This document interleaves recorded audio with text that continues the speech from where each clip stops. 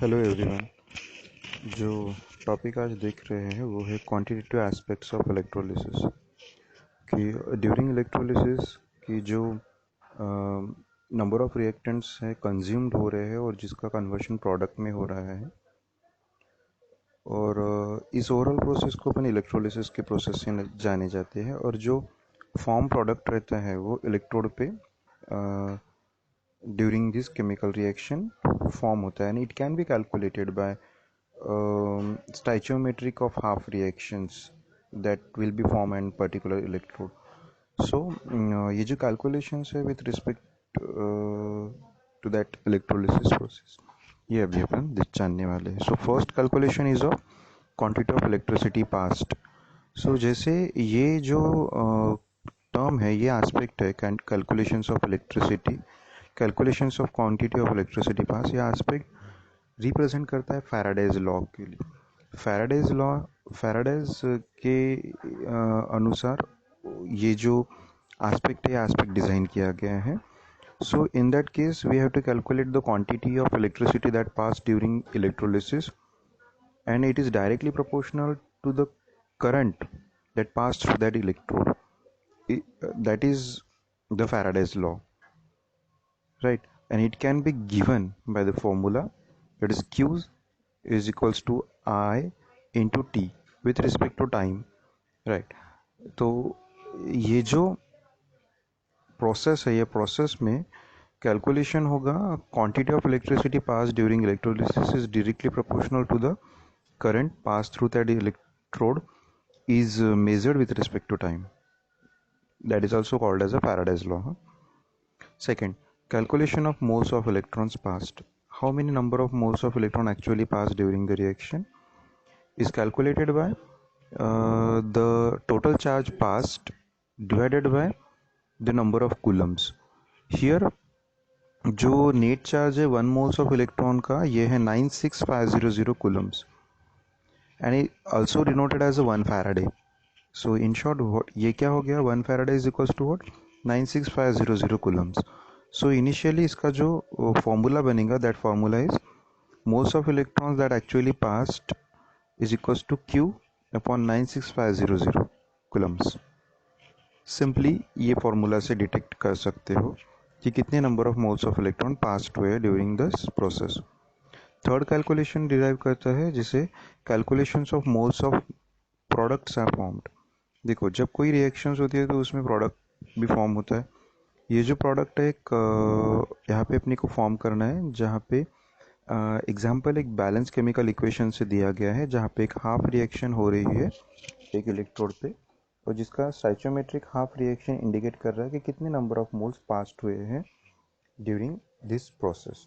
सो यहाँ पे एक रिएक्शन दी गई, that is Cu di positive plus 2 electron gives us Cu.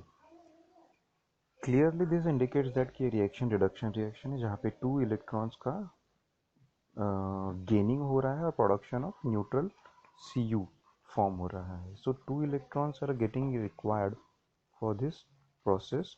So simplify mole ratio formula से अपने को ये करना है. The formula mole ratio is equal to the moles of product formed in half reaction divided by the moles of electron required in half reaction. So देखो, moles of product form in half reaction कितने, यहाँ पे देखो Cu only 1 मोल में form हुआ, और number of moles required for half reaction जहाँ पे 2 इलेक्ट्रॉन का रिक्वायरमेंट रहा, दैट्स वाई 1/2 ये रेशियो जाने वाला है. सो नंबर ऑफ मोल्स इस मोल रेशियो इस तरीके से फॉर्म होगा. Moles of product formed is equals to the moles of electrons actually passed into mole ratio, or indirectly it is denoted as Q upon 96500 coulomb into mole ratio.